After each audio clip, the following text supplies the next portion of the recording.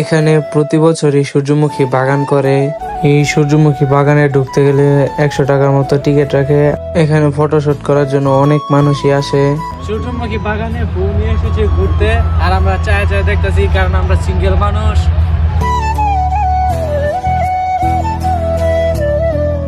এখানে কাপলরা এসে ছবি উঠাইতে, এই যে মনে বিয়ে করবে আজকে, ওর গায়ে হলুদ মনে হয়, কাপলরাও ছবি উঠাইতে আসে।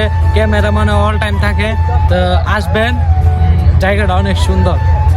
আর আমার কেউ নাই, আমি ছবি উঠাইতে পারছি না।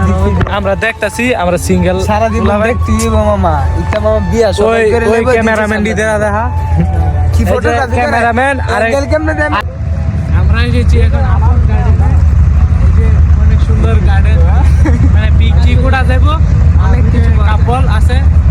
ভিডিওটা ভালো লাগলে লাইক এবং